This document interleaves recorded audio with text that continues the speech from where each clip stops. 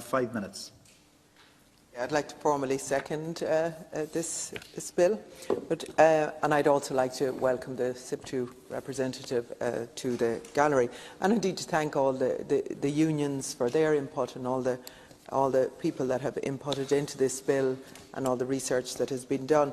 But firstly, I want to thank my colleagues, Senator Paul Gavin and Barry Kearney, for their work on this bill. I would also like to acknowledge the work of Senator Trevor O'Claherty in bringing this bill to the Seanad and all the research work that he has done as well. Legislation of this type can have a positive effect on people's lives, and it involves a lot of outreach and consultation with interested parties. Senator Gavin has done this in spades during the preparation of this bill. So, notwithstanding what you have said, Minister, I hope that the Government takes notice of many other solutions that we as a party are more than happy to have discussed in this House at any time, not only during our PMB periods. This is an opportunity, Minister, to do the right thing. And I know what you're saying with this, but I have major concerns in terms of your response and putting it to the Low Pay Commission. You have acknowledged yourself that it is a good bill and you won't be opposing it.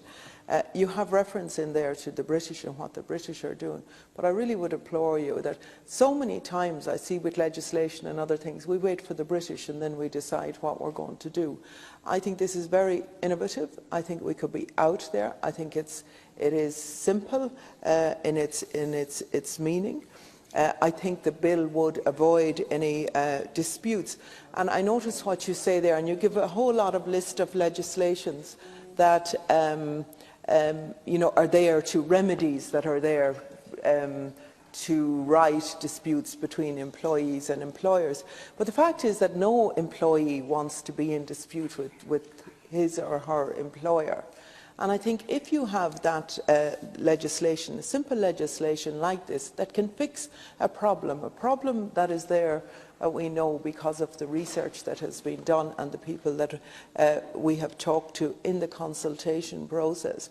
It is there to fix that problem, and I think it will do that. It will do exactly what it says on the tin. I am afraid that it will get buried with the Low Pay Commission, and I get calls every day, as do my colleagues and I'm sure others, people who are affected by banded hours contracts, by 0-hour contracts and all that, and we talk about it and we talk about it and we do different reports, but the pace of the legislation being implemented or going through the houses is far too slow.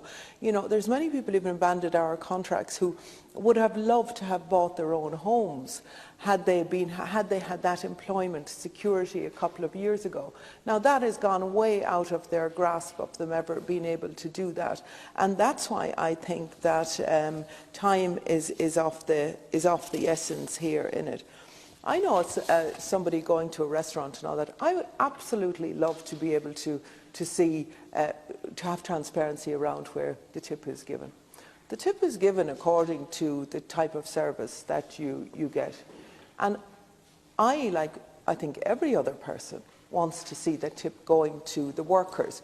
If I wanted to pay extra to the establishment or whatever, then I would give extra. I would pay over the top for what I got. But the tip is specifically for the workers, and it needs to remain that way. And that is, and I know Senator Gavin has acknowledged it as well. There are excellent employers out there, and the vast majority of employers are excellent, and indeed many of them, particularly along the west coast of Ireland, along the western seaboard, are struggling at many times during the year just to pay their own bills, and yet they treat, the vast majority of them treat their employees in the right way that they need to. So this legislation is not for them, but it is to protect the most vulnerable of our workers. I also think that they need to see, employers need to see the economic folly of not allowing employees to keep their tips, because at the end of the day the tips are a motivation for employees, whether it be a hairdresser or somebody working in a restaurant, in a bar or whatever, to give the best possible service that they can give. And that way you get increased customer satisfaction, you get return customers, you get increased turnover by that as well. So by keeping the tips, I think it's a fool's errand in a sense. There's much more I could say about this, but I really would ask you to let this bill go through to the stages that it.